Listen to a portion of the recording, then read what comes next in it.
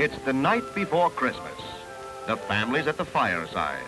And for the children, the hour is 1 minute before bedtime. Of all nights, of all bedtimes, this is the most difficult. For tomorrow is Christmas. And sleep is not for youngsters who wait for surprises, who conjure up fantasies of a giant tree, glittering with lights and tinsel, planted in an acre of bright new toys.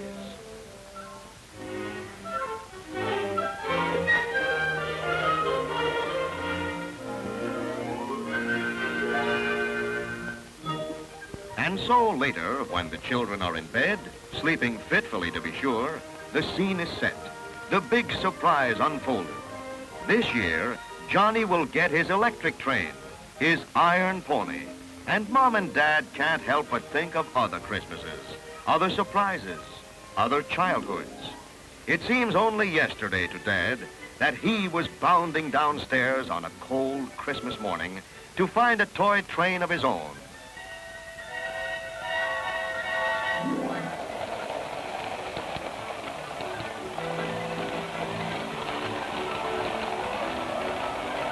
And now the staccato clicks on the rails and the gentle purr of the locomotive remind him of those early, crude but wonderful models and the days when he was the engineer, Casey Jones Jr. himself. The old trains Dad remembers have come a long way. The stemwinders, the battery-powered models, and the first plug-ins with transformers that got so hot you could scramble an egg on them are gone. The toy trains of today are a reflection of American railroad progress. Real trains have a romance all their own, with names that are legendary. And what youngster hasn't dreamed of high-balling down the right-of-way at 90 miles an hour, whistle going full blast?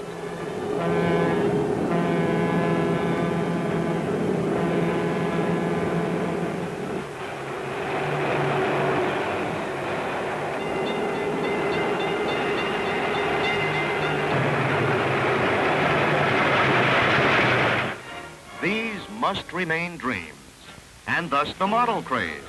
Millions of Americans, not all of them children, are toy train fans.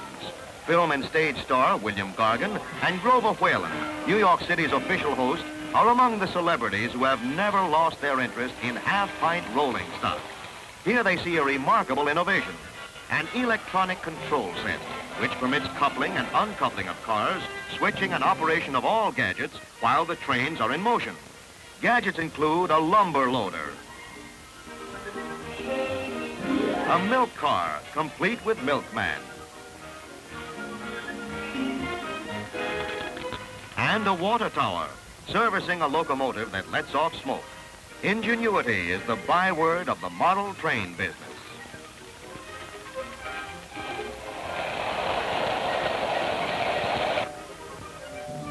For example, executives and engineers of Lionel Trains keep in close contact with the railroads and are quick to adapt new developments to the model field. Here they study a new car which loads and unloads cattle into a corral.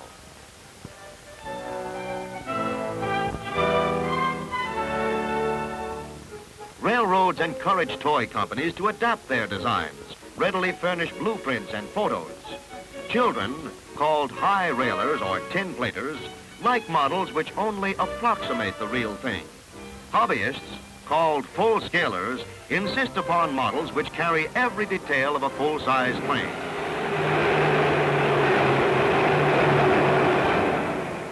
All miniatures, however, are either exact or near copies of real trains.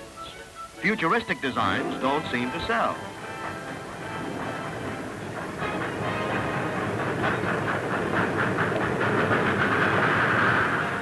Building locomotives and cars for full-size trains is a tremendous productive enterprise involving a large, highly skilled workforce, massive machinery, huge parts, and great plants.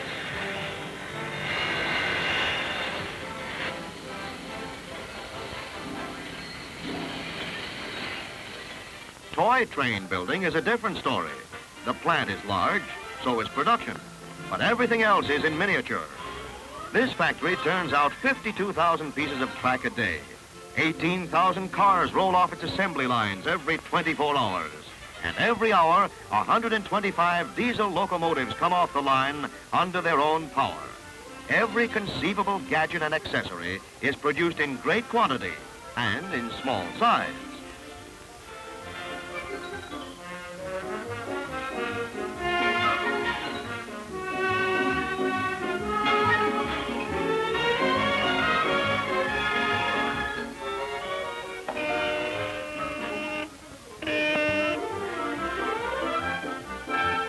Finished trains are subjected to wear tests, run continuously until they break down to check durability.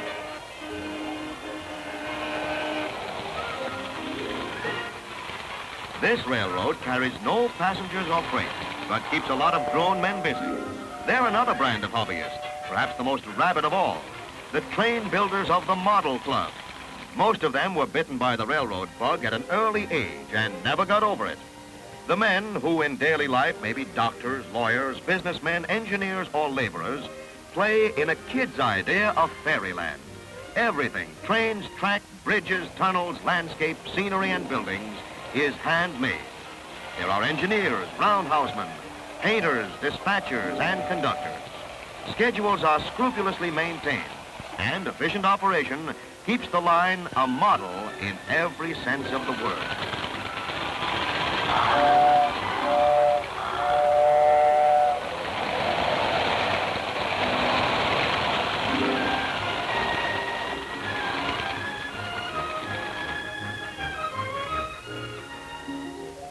And so on Christmas morning, when Johnny and his sister come bouncing into the living room to behold the eighth wonder of the world, it'd be nice if they knew the story behind electric trains.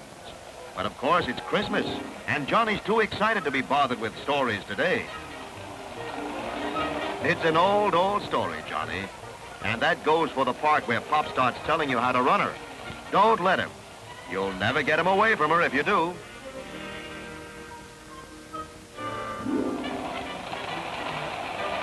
Well, you've got your train, young fella. You can drive her anywhere you want. California, South Setauket, or Timbuktu. So take her away, Johnny. You're Casey Jones III, boss of the Iron Pony.